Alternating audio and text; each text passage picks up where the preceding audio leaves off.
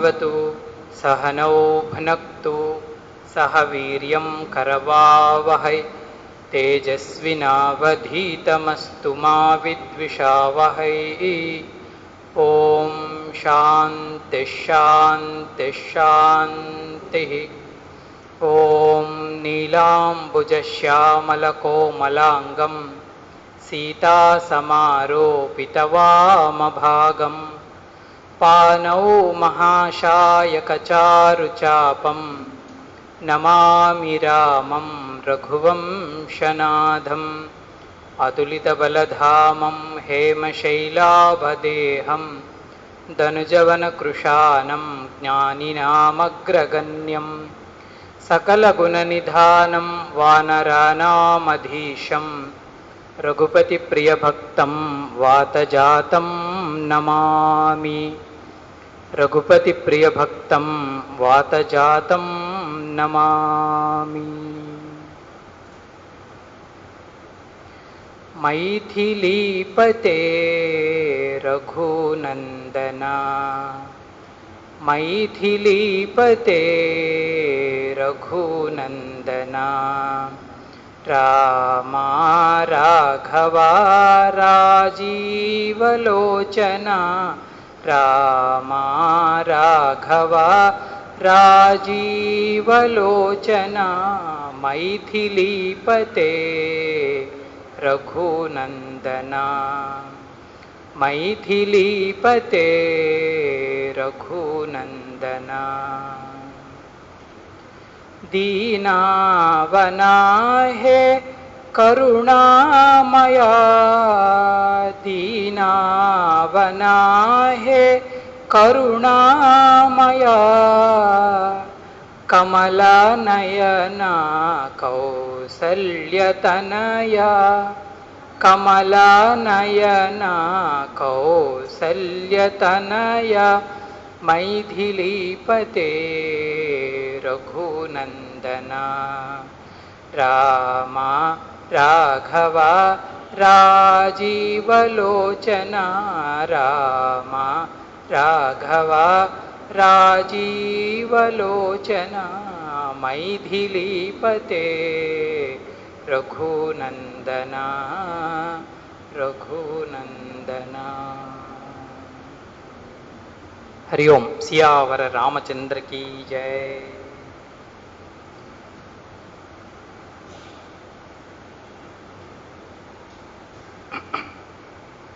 నిన్న శ్రీరామచంద్రుడు ప్రకృతిని వర్ణిస్తున్నారు. ప్రకృతిని వర్ణిస్తూ తద్వారా తులసీదాస్ గారి మనస్సులో ఉన్నది ఏంటండి అంటే మనకి కొన్ని పాఠాలని ఆయన నేర్పించాలని ప్రయత్నం చేస్తున్నారనమాట.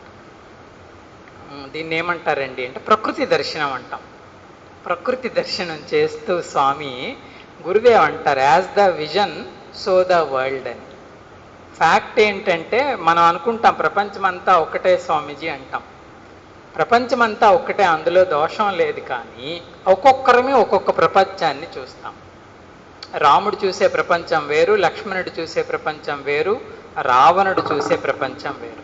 ఎందుకంటే మన విజనే మన యొక్క దృష్టి, మన యొక్క దృక్పథం. అయితే సాధకుడు చేయవలసింది ఏంటి స్వామీజీ అండి అంటే దాన్ని లిఫ్ట్ చెయ్యాలి అంటారు.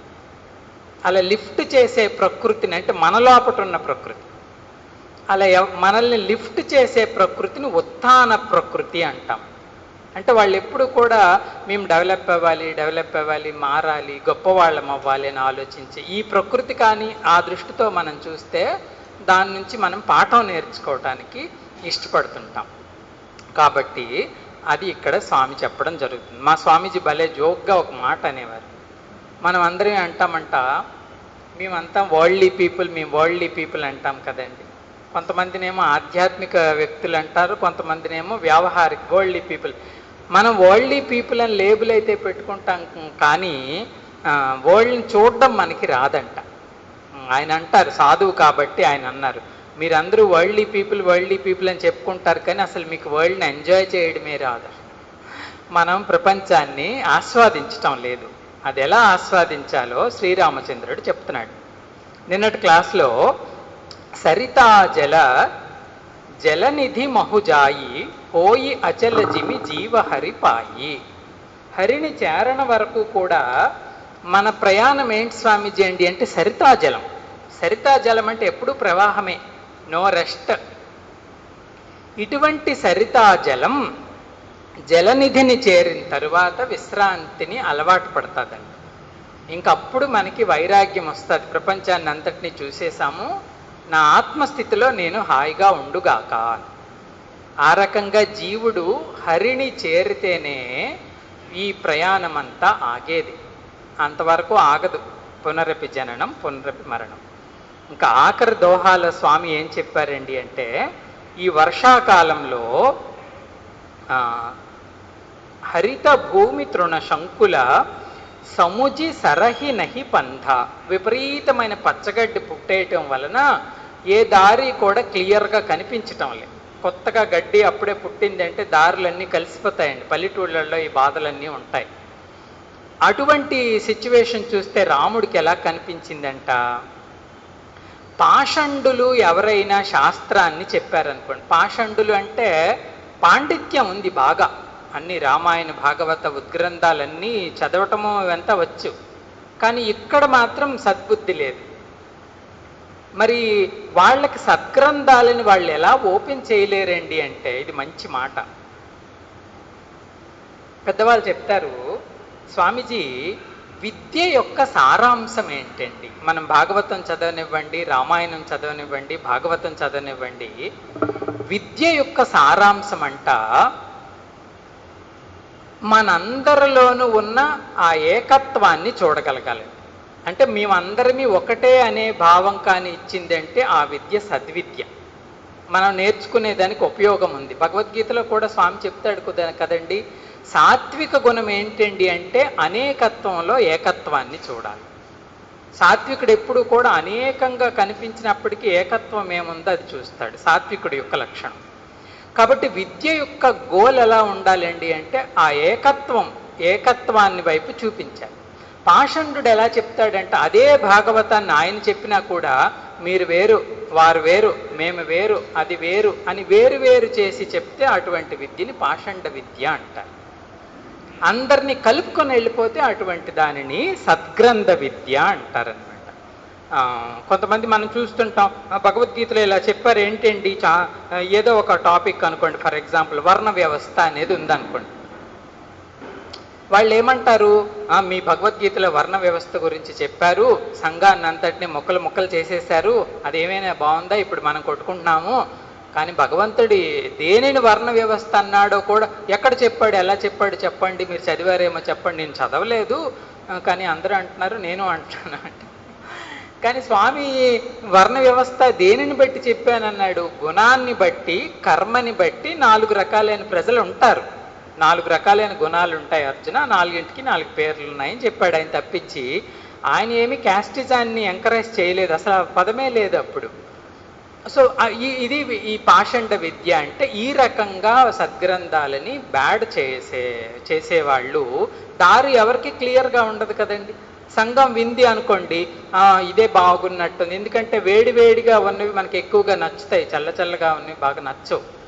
ఇటువంటి వాదనలన్నీ మనల్ని చెడు మార్గంలోనికి తీసుకువెళ్తాయి. కాబట్టి దారి కనిపించదు సంఘానికి అని స్వామి చెప్పడం జరిగింది.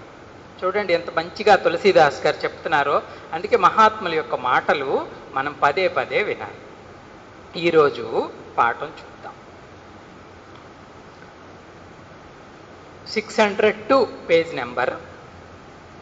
దాదురధుని చహు దిశా సుహాయి వేద పడహి బను బటు సముదాయి నవ పల్లవ భయ విటప అనేక సాధక మన జస మిలే వివేక అర్క జవాస పాత బిను భయవు జస సురాజ ఖల ఉద్యమ గయవు खोजत कतहु मिलहि नहीं धूरी करई क्रोध जिमि धरमहि दूरी शशि संपन्न सोहमहि कैसी उपकारी के संपत्ति जैसी నిశితమఘన ఖద్యోత విరాజ జనుదంభిన కరమిలా సమాజ మహావృష్టి చలిపూటికి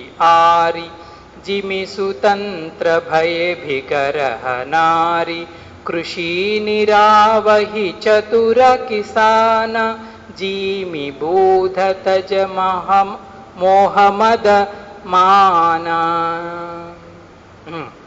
ఇంకా రామచంద్రుడు ఏం చెప్తున్నాడండి అంటే, దాదుర ధుని. వర్షాకాలంలో మనకు విరివిగా వినిపించేది దాదురాలు అంటే కప్పలు.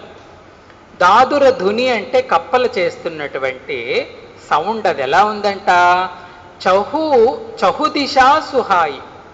4 దిక్కుల నుంచి కూడా అదే ఆ ఒక్క సౌండే మనకి వినిపిస్తుంది. బక్క బక్క బక్క బక్క బక్క బక్క అని విపరీతమైన సౌండ్ చేస్తాయి అవి కప్పలు వర్షాకాలం.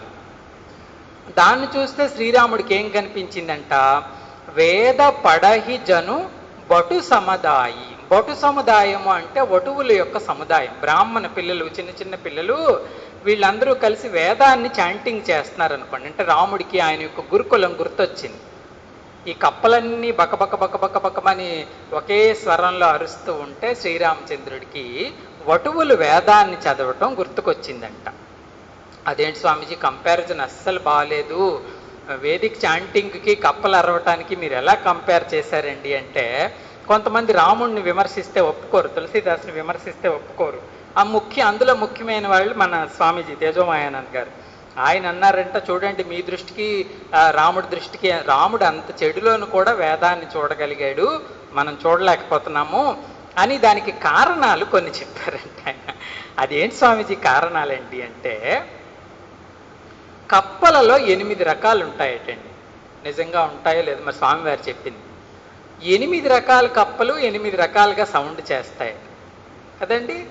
వేదాలలో కూడా 8 మీటర్లు ఉంటాయి. మన ఇప్పుడు గాయత్రి మీటరు, అనుష్టుప్ మీటరు, ఛందస్సులు ఇవంటాయి. ఇంకా 8 ఛందస్సులు వేద మంత్రాలు మొత్తం 8 స్వరాల్లోనే చదవాలి.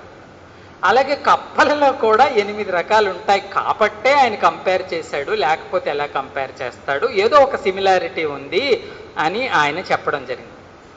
ఇంకా ఇది ఎలా కప్పల చాంటింగ్లో కూడా ఒక స్పెషాలిటీ ఉందండి. అదేంటి స్వామీజీ అండి అంటే, మనం ఎప్పుడు అబ్జర్వ్ చేశామో లేదో తెలియదు కానీ, ఈ గ్రూప్ ఆఫ్ ఫ్రాగ్స్లో ఫస్ట్ ఒకటి స్టార్ట్ చేస్తుందట ఒక కప్ప. ఆ తరువాత మిగతావన్నీ కూడా దాన్ని ఫాలో అయ్యి ఇంకా ముందుకి సాగుతుందండి. వేదిక్ చాంటింగ్లో కూడా ఆ స్టైల్ ఉంది కాబట్టే తులసీదాస్ గారు చాంట్ చేసే ఆ రెండింటిని కంపేర్ ముందు మాస్టర్ చాంట్ చేస్తే తర్వాత పిల్లలందరూ చాంట్ చేయడం జరుగుతుంది. కాబట్టి అంత దూరం ఎందుకండి, ఒక ఉపనిషత్తు పేరు కూడా మాండూక్య ఉపనిషత్తు అని ఉంది. మాండూక్యం అంటే కప్పే. మరి మీ వేదంలో ఒక ఉపనిషత్తు పేరు కప్ప ఎందుకు పెట్టారండి అంటే, ఆ ఋషి చెప్తాడు, కప్ప గెంతినట్టు మనం గెంతి వెళ్ళిపోవాలంట జీవభావాన్ని విడిచిపెట్టి. 3 జంపలు వేయాలంట జీవుడు. ఏంటి స్వామీజీ ఆ 3 జంప్స్ అంటే, జీవుడు, ఈశ్వరుడు, బ్రహ్మ. ఇప్పుడు మనమున్న పరిస్థితి ఏంటి స్వామీజీ అండి అంటే, లిమిటెడ్ బీయింగ్ అంటున్నాం కదండి. ఇక్కడ ఉంది కప్ప. ఇక్కడి నుంచి మనం సమిష్టిలోకి వెళ్ళాలి, వెష్టి నుంచి సమిష్టికి. అది ఈశ్వర కప్ప. అది ఇంకా అది కూడా కంప్లీట్ కాదు. ఆ ఉపాధి కూడా ఈశ్వర రూపంలో ఉన్న దానిని కూడా విడిచిపెట్టేస్తే బ్రహ్మలో ఇంకా నిర్గుణ నిరాకారం కదండి. మాండూక ఉపనిషత్తులో అక్కడ ఋషి అలా అంటాడు, 1 జంప్ 2 జంప్ 3 జంపులతో మనం లిబరేట్ అయిపోవాలి. కాబట్టే శ్రీరామచంద్రుడు వేదపాఠాన్ని కప్పల యొక్క సౌండ్తో వర్ణించారు అని ఆయన బాగా సపోర్ట్ చేశారు. సరే, ఇంకా ఏముందంట, నవపల్లవ భయే విటప అనేక రకాలైన చెట్లు కొత్త కొత్త చిగుళ్ళతో పూర్తిగా నిండి పచ్చగా ప్రకాశిస్తున్నాయంట. దీన్ని చూస్తే ఎలా ఉందంట, సాధక మన జస మిలే వివేక. సాధకుడు యొక్క మనస్సులో వివేకం పుట్టినప్పుడంతా శోభాయమానంగా అయిపోతుందంట ఆయన అంతఃకరణ. అందుకు భగవద్గీతలో కూడా చెప్తారు కదండి, మనం సాధన చేస్తాం కదండి, దానికి ఒక ప్రోగ్రెస్ ఉంటుంది. ఈ ప్రోగ్రెస్ యొక్క పరాకాష్ఠ ఏంటి స్వామీజీ అండి అంటే, సత్వగుణాన్ని పొందాలి. సత్వగుణం అంటే ఏంటి స్వామీజీ అండి అంటే, సత్వగుణం ఆత్మజ్ఞానం అంటే ఏంటి అని ప్రశ్నిస్తుందట. సాత్వికమైన బుద్ధి ఎప్పుడైనా సరే అంటే వివేకం మొలకెత్తింది అని నాకు ఎలా తెలుస్తుంది స్వామి? ఏంటి తార్కాణం నాలో వివేకం పుట్టింది అంటే మనకే అనిపిస్తుందంట ఆత్మ అంటే ఏంటి, ఆత్మ కానిదేంటి. సో సాధకుడు ఎప్పుడైతే ఈ కొత్తదైన వివేకం చిగురించినప్పుడు ఆ ఆత్మ జ్ఞానం కోసం తహతహలాడి శోభాయమానంగా అవుతాడో, వర్షాకాలంలో ఈ చెట్లన్నీ కొత్తగా గ్రీనరీ సంపాదించుకుంటే నాకలగా కనిపించింది అంటే ఇది ప్రతి సాధకుడికి కలుగుతుందండి. కొంతమంది మహాత్ములు చెప్తారు, ఈ వృత్తి ముఖ్యంగా నిజంగా నాకు ఆత్మ తెలుసుకోవాలన్న వృత్తి పుట్టినప్పుడు వాళ్ళకి ఇంకేది రుచించదు. ఏంటి ఇదంతా వదిలేయాలి, ఆత్మ ఒక్కటే తెలుసుకోవాలి అని ఆ తాపత్రయం ఎక్కువగా పెరుగుతుంది. సాధనలో అది ఒక రోజు వస్తుంది, పుణ్యవంతమైన రోజు. ఆ రోజు వచ్చినప్పుడే చాలామంది ఇల్లు వదిలి పారిపోవడం మహాత్ముల జీవితాల్లో మనం చూస్తాం. ఇది గొప్ప భగవత్ ప్రసాదం. ఇంకా తర్వాత శ్రీరాముడు చెప్తున్నాడు, అర్కజవాస పాత బిను భయవు. వర్షాకాలంలో అంట జవాసము అనే ఒక చెట్టు ఉంటుందంట. జవాసము అంటే అదేం చెట్టు స్వామీజీ అండి అంటే దురద పుట్టించే ఆకులుండే చెట్టు. కొన్ని చెట్లకి ఆ ఆకు ముట్టుకుంటే దురద పుడుతుంది. లక్కీగా ఈ వర్షాకాలంలో ఆ చెట్టు మాత్రం ఆకు వదిలేస్తుందండి. ఆ చెట్టు ఆకు విడిచిపెట్టే. చూడండి ప్రకృతి యొక్క గొప్పతనం. మనం పల్లెటూళ్ళల్లో నడిస్తే వర్షాకాలంలో మనం మొక్కలను విడిచి నడవలేం. మనం వెళ్తుంటేనే ఇవన్నీ మొక్కలు తగిలేస్తాయి, అంత దగ్గరగా పెరిగిపోతాయి అవన్నీ. వాటి మధ్యలో ఇది ఉందనుకోండి, ఇది ఉంటే చాలా ప్రమాదం. కాబట్టి ప్రకృతి ఒక్క వర్షాకాలంలో అన్నిటికీ ఆకులు వస్తాయి, దీనికి ఆకులు రాలిపోతాయి ఈ దురద పుట్టించే చెట్టుకి. అది కూడా చూసి శ్రీరాముడు ఇది ఎలా ఉందంటండి అంటే, జస సురాజ, సురాజ అంటే మంచి రాజ్యంలో కల ఉద్యమ గయవు, కలుల యొక్క సమూహాలన్నీ పారిపోతాయంట రాజు కానీ గొప్పవాడైతే. ఎప్పుడైనా సరే పెద్దవాళ్ళు ధర్మశాస్త్రంలో చెప్తారండి, రాజుగారు బాగా పరిపాలిస్తున్నారా పరిపాలించడం లేదా అంటే ఒక చిహ్నం ఏంటండి అంటే దొంగల ముఠాలు పెరిగితే ఆయన బాగా పరిపాలించట్లేదన్నమాట. పెద్దవాళ్ళు చెప్తారండి, రాజుకు తెలియకుండా దొంగతనం జరగదట, తెలుస్తుందట. ఆయన తలుచుకుంటే దొంగలు నిలబడలేరండి, కానీ అవి జరుగుతున్నాయి అంటే రాజు దొంగ అని అర్థం. కాబట్టి ఇక్కడ స్వామి చెప్పింది ఏంటంటే అంటే రాజుగాని సురాజు అయితే కల ఉద్యమాలన్నీ పారిపోయినట్టుగా ఈ వర్షాకాలంలో ఈ దురద పుట్టించే ఆకులన్నీ కూడా పోయాయి లక్ష్మణ అని చెప్తున్నారు. ఇంకా ఎలా ఉందండి అంటే ఖోజత కతహు మిలయినహి ధూరి. ఈ వర్షాకాలం కారణంగా అంట ధూరి అంటే డస్ట్. ఏ రోడ్డు పైన కూడా ఈ దుమ్ము కణాలు డ్రై డస్ట్ ఏమీ కనిపించట్లేదండి. డ్రైగా ఎక్కడ కూడా దుమ్ము కనిపించటం లే. ఇది ఎలా ఉందటండి అంటే కరయి క్రోధ జిమి. ఎప్పుడైనా కోపం వర్షం మనలో కురిసింది అనుకోండి, మంచి కోపం పడుతుంది అనుకోండి మనస్సు, అటువంటి టైంలో అంట ధర్మహి దూరి, ధర్మం పారిపోతుంది. కోపం వచ్చిందండి అంటే ధర్మం పారిపోతుంది, ధార్మికంగా మనం నిలబడలేం. ఏమి స్వామి అండి అంటే బుద్ధి ఆలోచించటం మానేస్తుందండి. పెద్దవాళ్ళు చెప్తారు, అన్ని ఆవేశాల కన్నా ప్రమాదకరమైన, మిగతావి కూడా ఆవేశాలే, ఎమోషన్స్ అంటాం కదా, అన్ని ఎమోషన్స్ కన్నా అత్యంత బలమైన ఎమోషన్ ఏంటి స్వామి అంటే క్రోధం. అందుకే పెద్దవాళ్ళు ఏం చెప్తారండి అంటే క్రోధం మహాపాపం అంట. మనం ఎప్పుడైనా సాయంత్రం ఆ రోజు అయిపోయిన తర్వాత అనుకో, ఈరోజు ఏం పాపం చేశాను అంత కోపం వచ్చింది అనుకో. ఏదో పాపం చేస్తేనే అంత కోపం. ఆ టైంలో బుద్ధి బ్లాక్ అయిపోతుంది, ఆలోచించటం మానేయటం వలన ధర్మం పారిపోతుంది అని స్వామి చెప్తారు. ఇంకా స్వామి చెప్తున్నారు, శశి సంపన్న సోహమహి కైసి. మహి అంటే భూమి. వర్షాకాలంలో శశి సంపన్నం, శశి అంటే క్రాప్స్, సంపన్నం అంటే బంపర్గా క్రాప్స్ అన్నీ కూడా వచ్చి ఉన్నాయట. ఇది చూస్తే శ్రీరాముడికి ఏ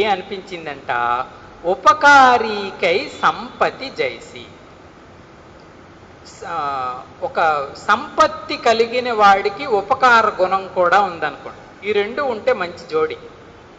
సంపత్తి ఉండాలి, ఉపకారం చేసే గుణము ఉండాలి. అప్పుడు ధనానికి మంచి సార్థకత కలుగుతుంది. భూమి ఉండాలి, భూమిపైన మంచి పంట పండింది అనుకోండి, అది మంచి జోడి. పెద్దవాళ్ళు చెప్తారు, ధనముండి గుణం లేకపోయినా ప్రమాదమే, గుణముండి ధనం లేకపోయినా ప్రమాదమే. నాకు ఇవ్వాలని ఉంది అనుకోండి, నా దగ్గర డబ్బులు లేకపోయినా పెద్ద ప్రయోజనం లేదు. డబ్బు ఉందనుకోండి, ఇవ్వాలని లేదనుకోండి, దానికి ప్రయోజనం లేదు. కాబట్టి రాముడు అంటున్నాడు, ఈ రెండు కలిస్తే ఎలా ఉంటాయో అలాగా సుసంపన్నమైన భూమి నాకు అలా కనిపిస్తుంది లక్ష్మణ అని చెప్తున్నారు. ఇంకా స్వామి చెప్పేది, ఇది రాత్రిపూట వర్ణన. నిశితమ ఘన ఖద్యోత విరాజ. ఖద్యోతాలు అంటే మినుగురు పురుగులు వర్షాకాలంలో రాత్రిపూట ఎక్కువగా ప్రకాశిస్తాయి కదండి. అవి కూడా సమూహాలుగా ప్రకాశిస్తున్నాయి కదా లక్ష్మణ. దీన్ని చూస్తే నాకేమనిపిస్తుందండి అంటే, జనుదంభినకర మిలా సమాజ.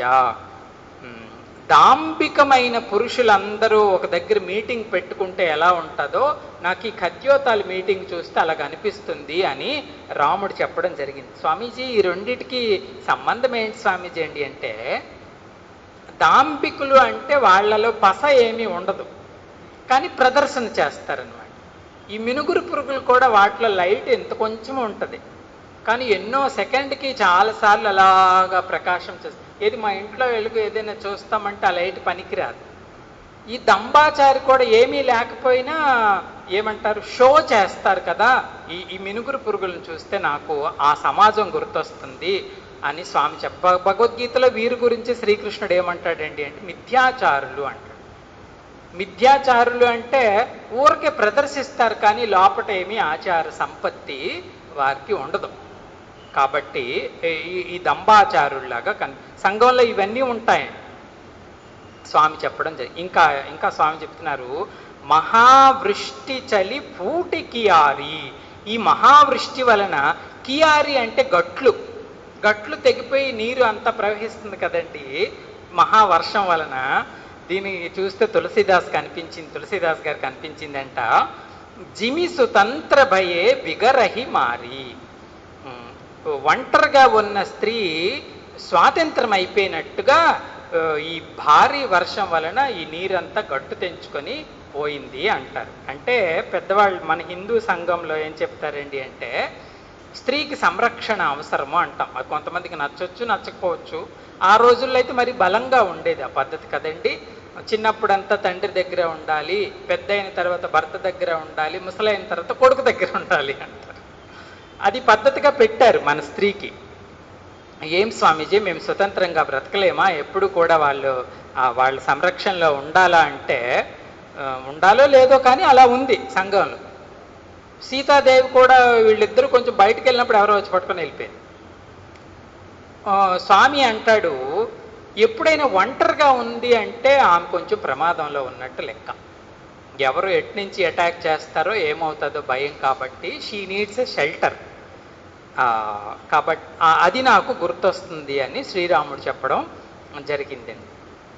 ఇప్పుడు ఇది టాపిక్ కాదు, కానీ నారీ ధర్మము అనేది ముఖ్యంగా మన సంస్కృతిలో రామాయణంలో కానీ భాగవతంలో కానీ చాలా పేజెస్ ఎక్స్ప్లెయిన్ చేశారు. మహాభారతంలో కూడా శాంతి పర్వం ఇత్యాది పర్వాల్లో ధర్మరాజుకి నారదుడు చెప్తాడు ఇలా ఇలా ఇలా ఇలా.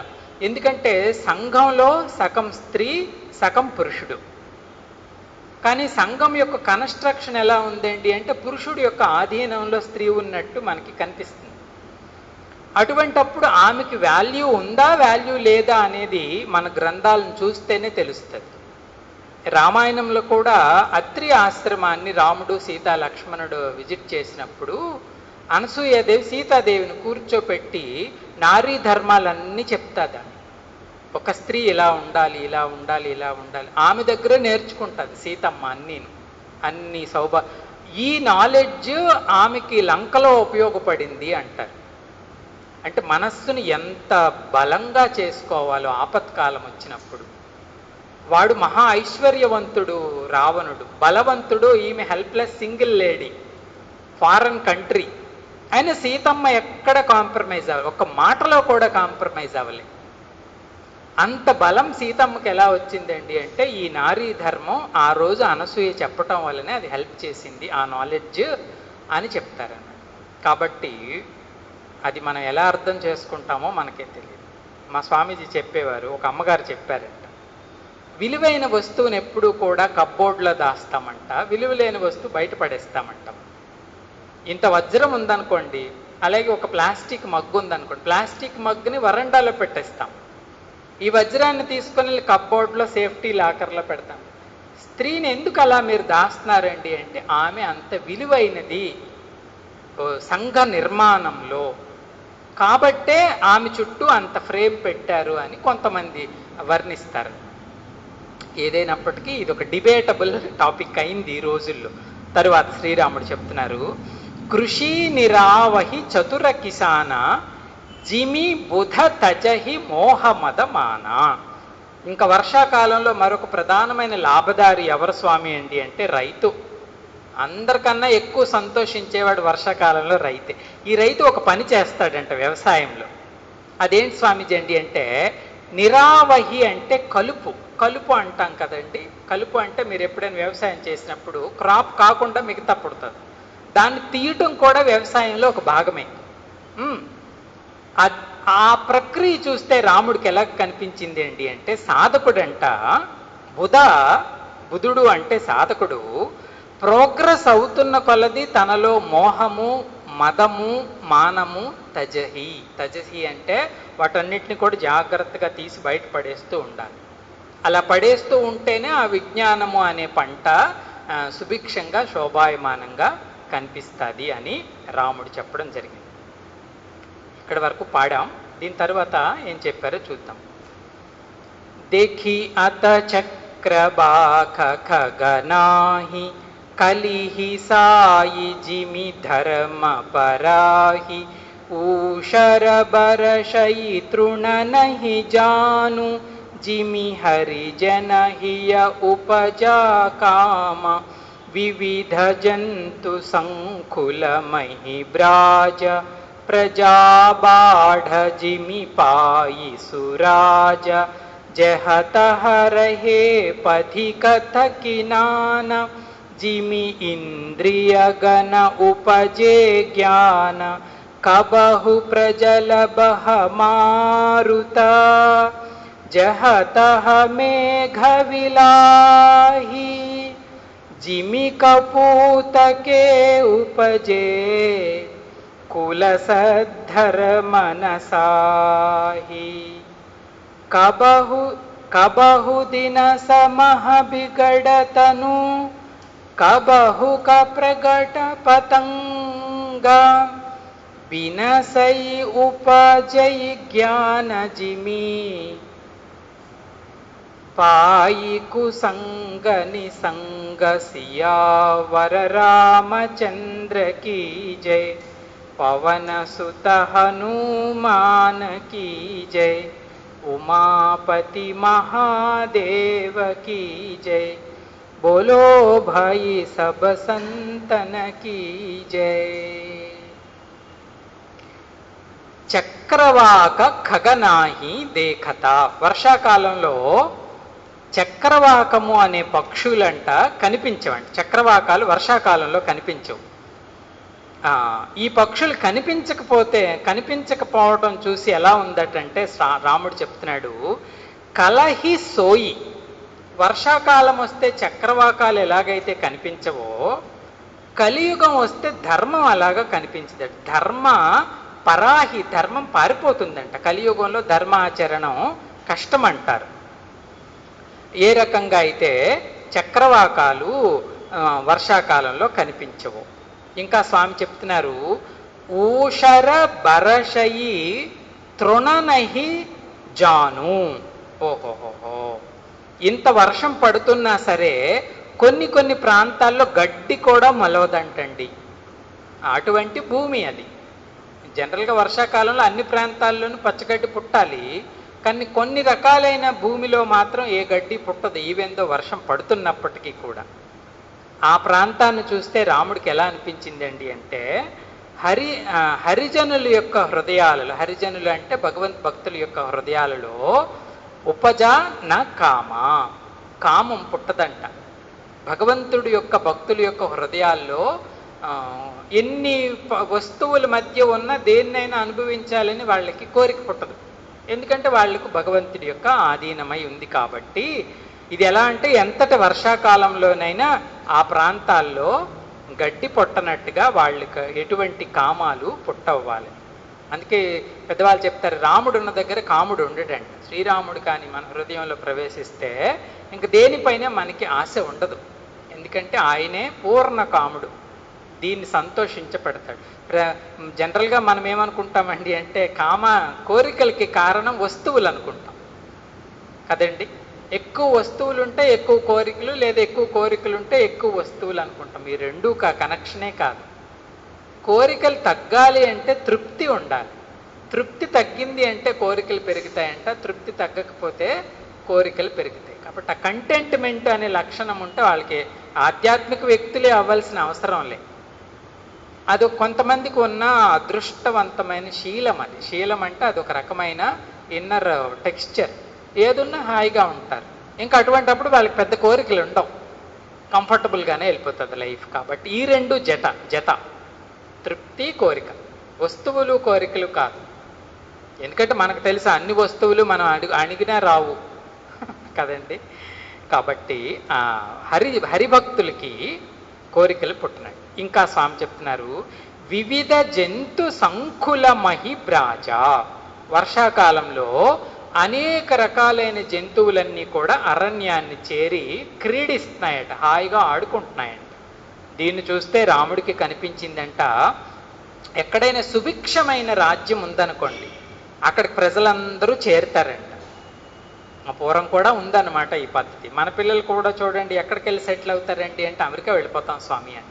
ఎందుకంటే సుభిక్షంగా బోలెడంత డబ్బు ఉంటుంది, సెక్యూరిటీ ఉంటుంది, కల్చర్ మంచి నాలెడ్జ్ ఉంటుంది, ఇవన్నీ ఉంటాయి. కాబట్టి మేము అక్కడికి వెళ్ళిపోతాం స్వామి. ఆ సుభిక్షత ఉన్న దగ్గరికి ప్రజలందరూ మైగ్రేట్ అయిపోయినట్టుగా ఈ అరణ్యం అంతా పచ్చగా ఉండటం, జంతువులు, పక్షులు, వృక్షాలు ఇవన్నీ కూడా అక్కడ చేరుతున్నాయి స్వామీజీ అంటారు. ఈ సందర్భంలో గురుదేవ్ భగవద్గీత పైన మాట్లాడుతూ అన్నాద్ భవంతి భూతాని అని ఒక లైన్ ఉంది భగవద్గీత. అన్నం ఎక్కడ ఎక్కువగా ఉంటే భూతాలన్నీ కూడా అక్కడ చేరుతాయి అని అర్థం.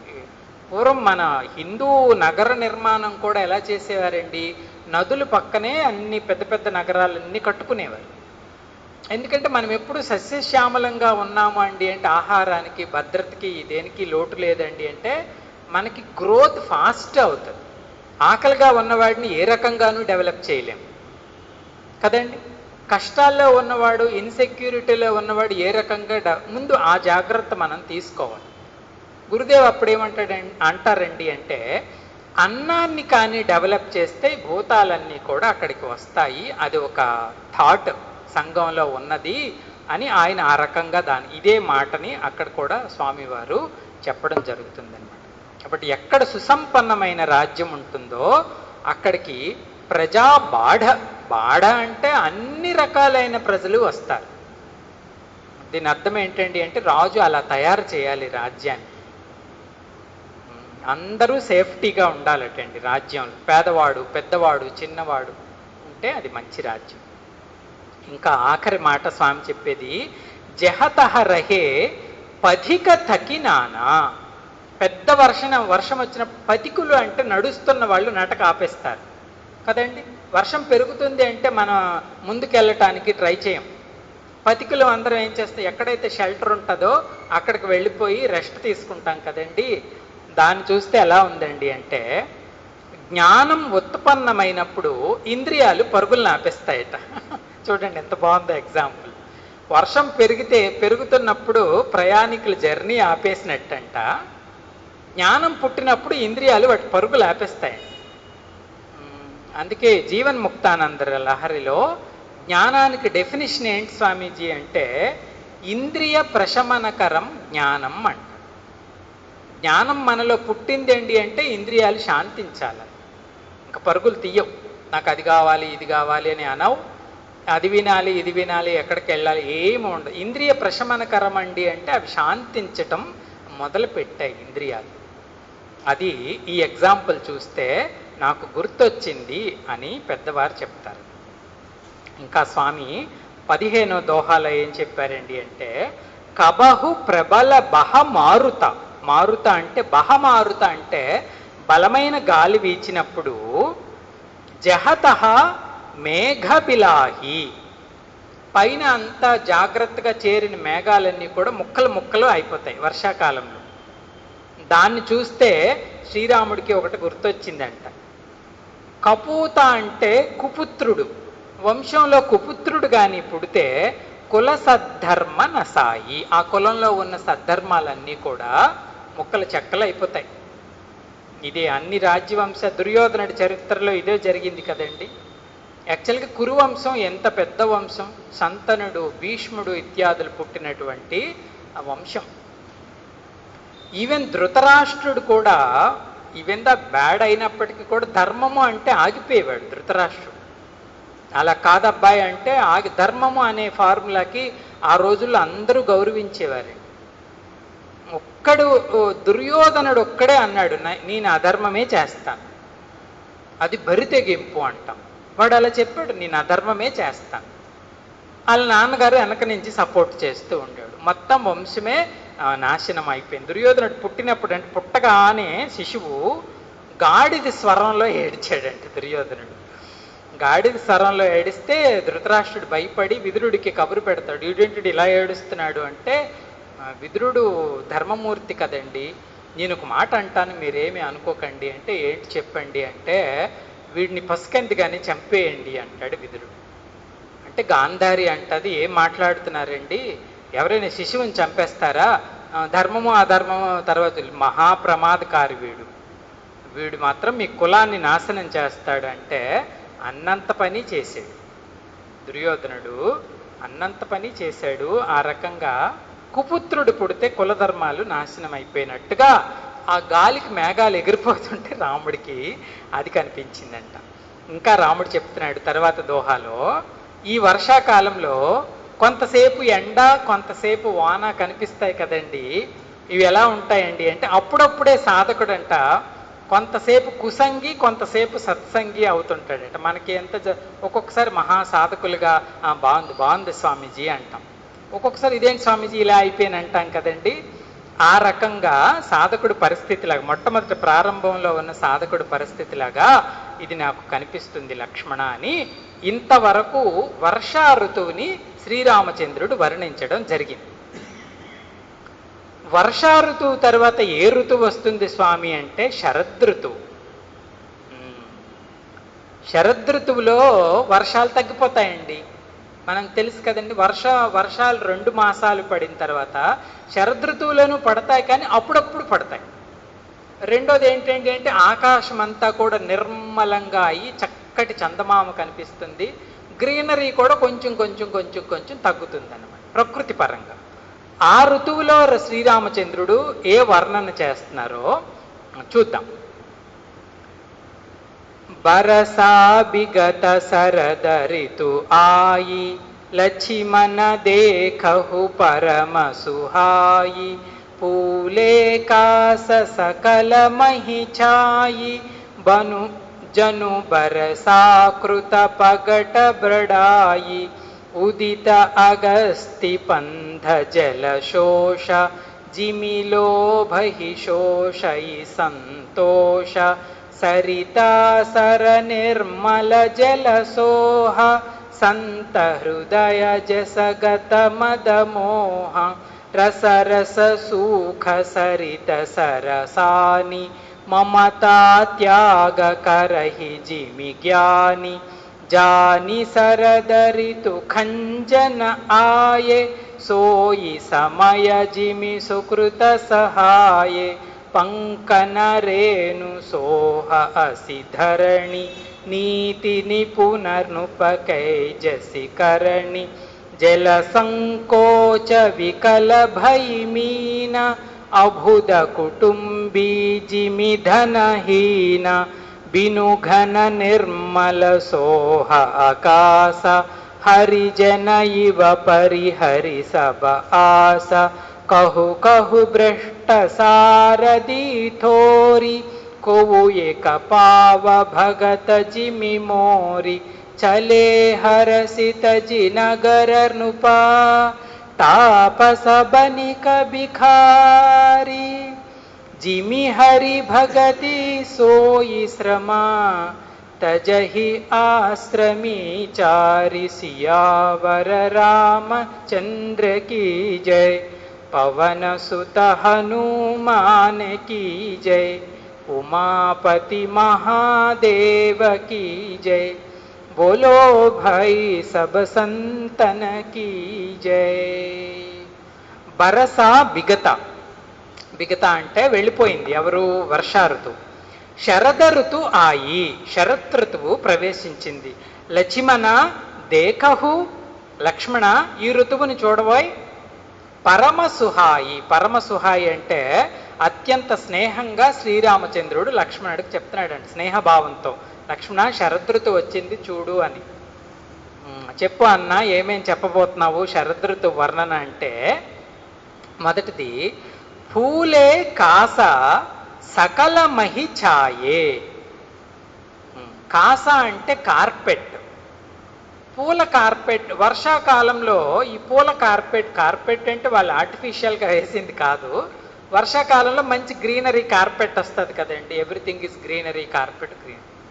అది శరదృతుకి వచ్చేసరికంట ఆ గ్రీనరీ పోయి కొంచెం ఎల్లోయిష్గా అవుతుంది. వర్షాలు పోయాయి కాబట్టి ఆ గడ్డి పచ్చదనం తగ్గుతుంది, కొంచెం ఎర్రగా అయిపోతుంది.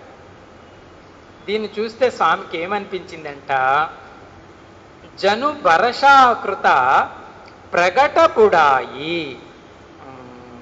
యవ్వనాన్ని పోయి వార్ధక్యం వచ్చినప్పుడు మనుషుల్లో ఈ మార్పు వస్తుందండి.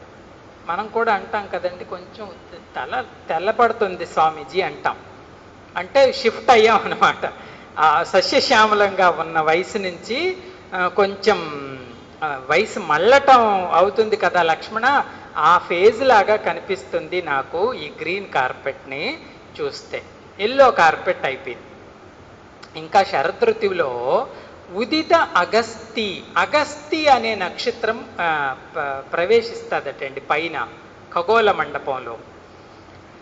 ఈ నక్షత్రం ప్రవేశించినప్పుడంట నీరు ఇంకటం ఇంకా అప్పటి నుంచి ప్రారంభం అవుతుంది. అప్పటి వరకు ఎక్కడ వర్షాకాలంలో అంతా బురదపురి. చూడండి ప్రకృతిలో ఎంత మంచి లెక్క ఉందో. మేము చిన్నప్పుడు కూడా మా ఊళ్ళల్లో అనేవారు, వాళ్ళకి ఈ నక్షత్రాలు అన్న పేర్లు తెలుసు వాళ్ళకి. అది పుట్టింది అంటే ఇది అవుతుంది అంటారు, కరెక్ట్గా అదే అవుతుంది. ఇది చేయకూడదు అంటారు, అది కొంతమంది ఎంత పోలుస్తారంటే ఒక నక్షత్రం పుడితే ఊరు కాలిపోతుంది, నిజంగానే కాలిపోతుంది. ఆ నక్షత్రం పుట్టిందంటే వాళ్ళు పోల్చేస్తారు, ఊరు కాలిపోతుందిరా అంటారు, కరెక్ట్గా కాలిపోతుంది ఊరు అంతా. ఈ అగత్సి అనే నక్షత్రం పుట్టిన తరువాతే ఈ రోడ్లన్నీ ఎండిపోవడం ప్రారంభిస్తాయి. వర్షాకాలం అయిపోయిన వెంటనే పుడుతుందంట అది పైన. అది ఎలా ఉందండి అంటే, జిమి లోబహి సోహై సంతోష. మన మనస్సులో లోభము అనే నక్షత్రం పుట్టింది అంటే సంతోషం ఎండిపోతుంది. లోభము అంటే ఇంకా ఎక్కువ కావాలి ఎక్కువ కావాలి అని, ఉన్నదంతా సంతృప్తి పడం కదండి. పడలేదు అంటే సంతోషం పోయిందన్నమాట.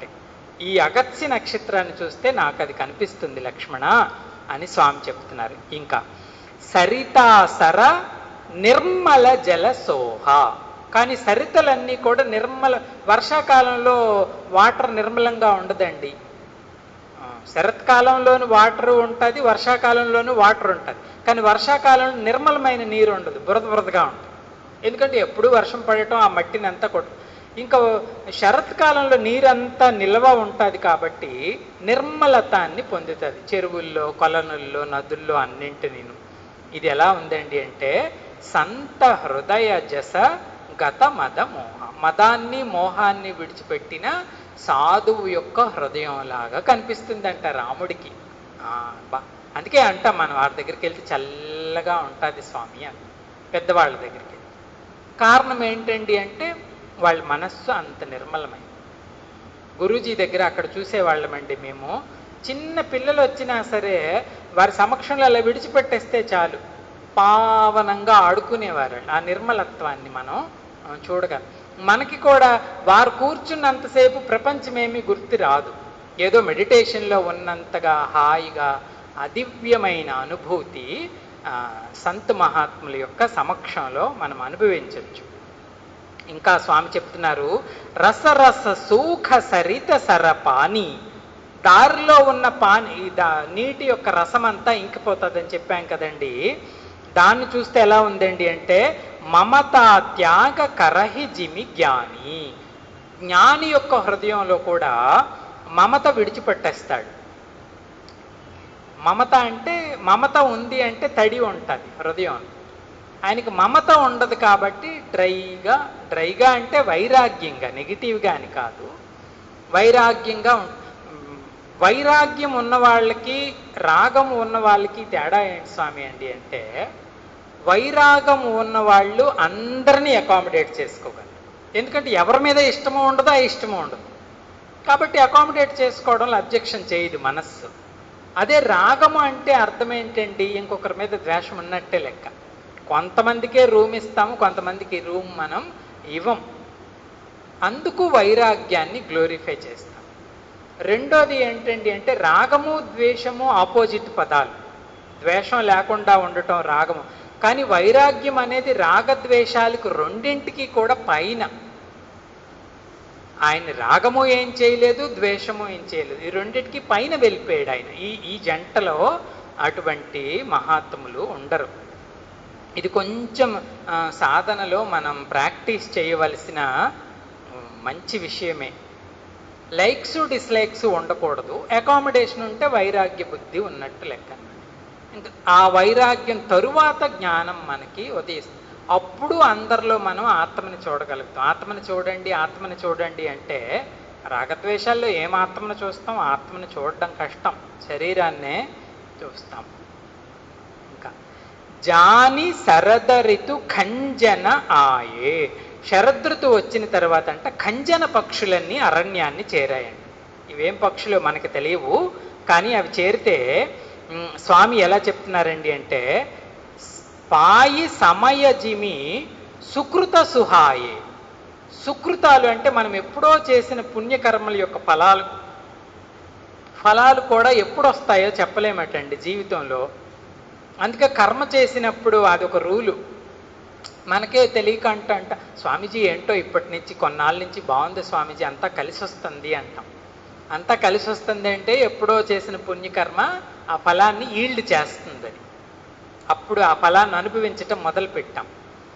కొన్నిసార్లు అంటాం ఏం చేసినా కలిసి రావట్లేదు స్వామి అంటే, పాపాలు, ఆ పాప కర్మలు వాటి ఫలాల్ని ఈల్డ్ చేస్తున్నాయి. ఇక్కడ స్వామి చెప్తున్నాడు, వర్షాకాలంలో అంతవరకు లేనివి రావటం ప్రారంభించినది చూస్తే ఎలా ఉందండి అంటే, అంతవరకు లేని పుణ్యకర్మల యొక్క ఫలాలు జీవితానికి అందినట్టుగా ఉంది. ఇంకా స్వామి చెప్తున్నారు, పంకన రేణు సోహ అసి ధరణి నీతి నిపుణర్ నుపకై జైసే జసికరణి.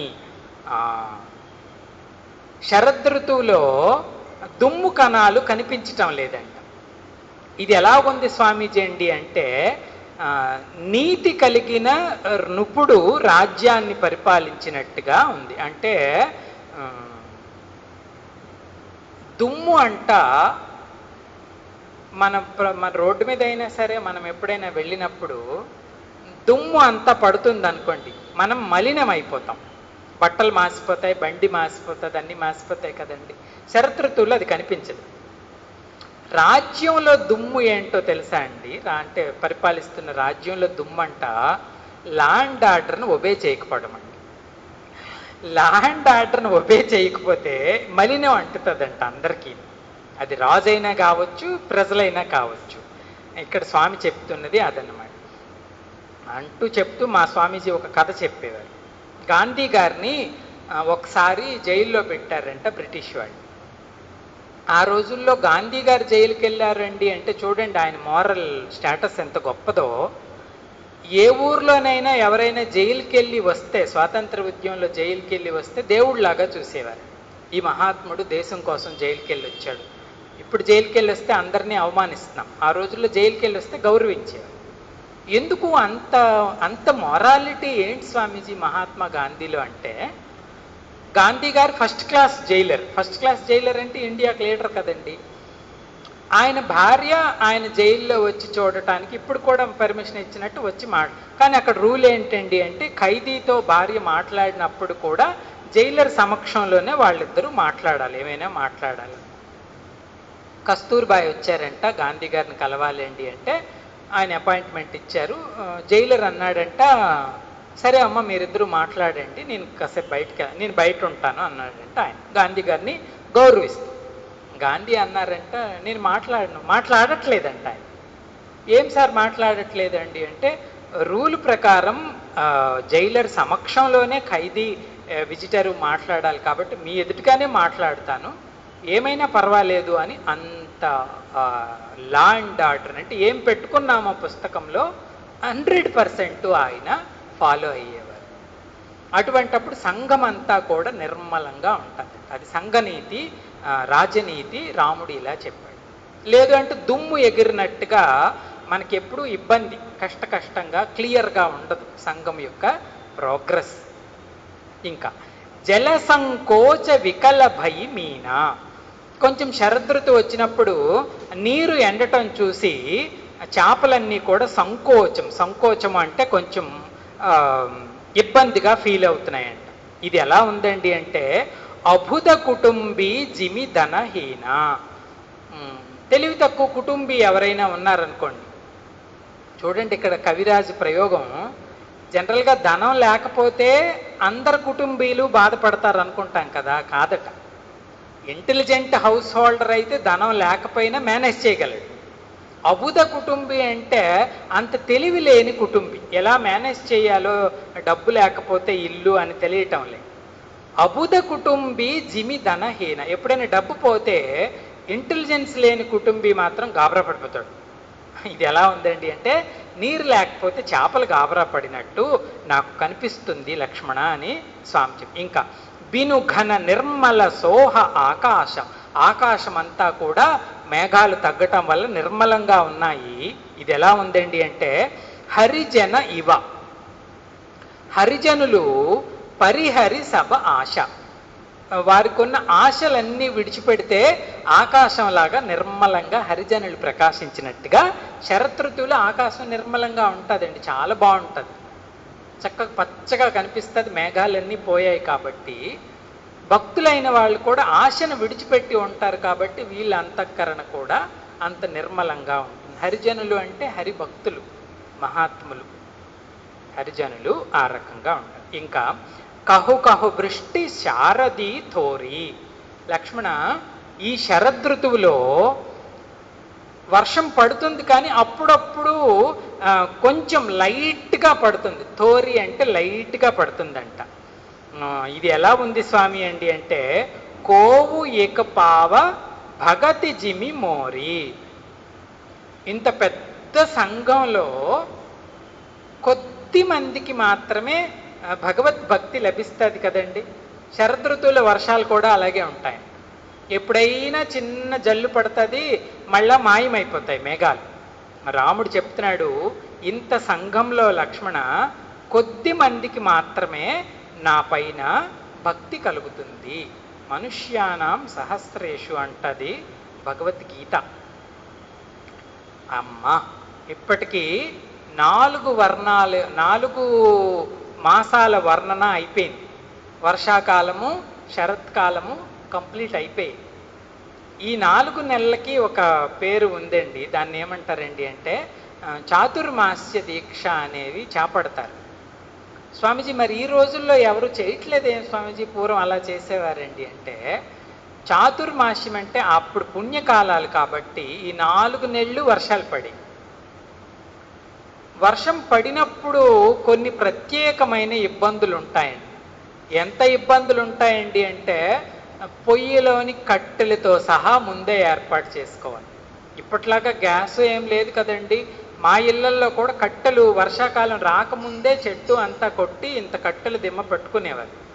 ఇన్ని ఒకేసారి ఎందుకు గ్యాదర్ చేస్తున్నారండి అంటే, ఈ 4 నెలలు కలప దొరకదు. మనకి ఎండు కలప దొరకదు కదండి. అలాగే సాధువులు కూడా చాతుర్మాస్య దీక్ష అని చేసేవారు సన్యాసులు. ఈ 4 నెలలు కూడా వారు భాగవతం పైన ప్రవచనాలు ఇత్యాదులు ముఖ్యంగా భాగవతం చెప్పేవారు. ఏ గృహస్థ ఇంటికి భోజనానికి వెళ్ళకూడదంట 4 మాసాలు. గృహస్థులే తీసుకొచ్చి ఆయనకు భోజనం పెట్టాలి, వాళ్ళ ధర్మం. ఈయన భాగవతం చెప్పేవాడు, ఈయన ధర్మం. ఈ రకంగా చాతుర్మాస్య దీక్ష అనేది ఉండేది 4 నెలలు. ఇప్పుడు సంఘంలో మోడర్న్ వచ్చింది కాబట్టి అటువంటి తర్వాత బయట నడిస్తే ప్రాబ్లం ఏంటి స్వామి అంటే, ఒకటి వర్షం పడుతుంది, ఎక్కడ తడిసిపోతామో షెల్టర్ ఉండొచ్చు ఉండకపోవచ్చు, ఇది ఒకటి. రెండోది ఏంటండి అంటే పురుగు పుట్ర ఇవన్నీ కూడా విపరీతంగా సంచారం చేస్తాయి, పాములు ఇటువంటివన్నీ వర్షాకాలం శరత్కాలం. కాబట్టి బయట తిరగడం అంత సేఫ్టీ కాదు, గ్రామంలో ఉంటేనే సేఫ్టీ. ఈ సన్యాసి ఊరు వదిలి ఎక్కడికో వెళ్ళి మధ్యలో ఎక్కడ దొరికిపోయాడు అనుకోండి, ఏదైనా ప్రమాదం రావచ్చు. కాబట్టి ఆ రోజుల్లో ఎవరిని కదలనిచ్చేవారు కాదు. 4 నెలలు ఉండవలసింది.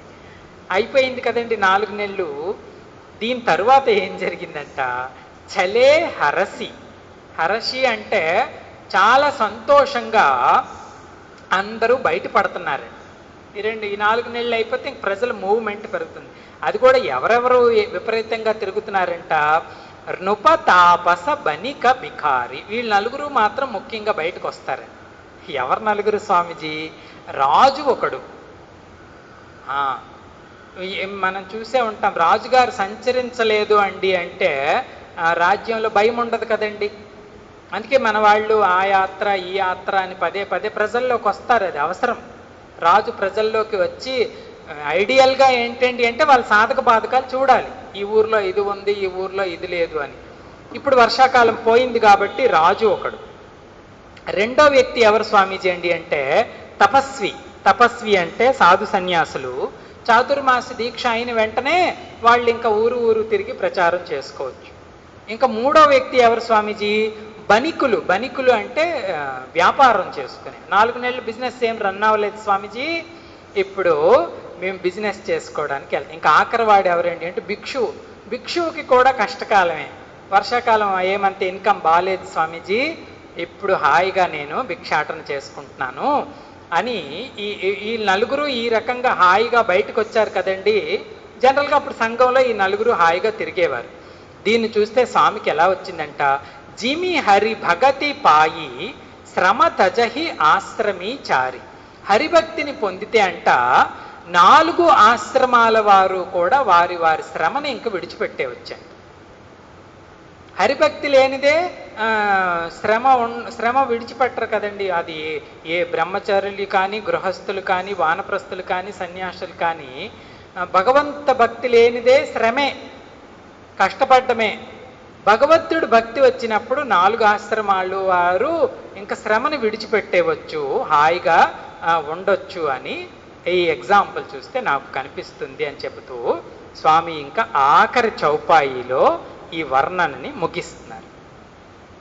సుఖీ మీన జే నీర అగాధ జిమి హరి శరణన ఏకవు బాధ పూలే కమల సోహసర కైస నిర్గుణ బ్రహ్మ సగుణ భయ జైస గుంజత మధుకర ముఖర అనూప సుందర ఖగరవనానారూప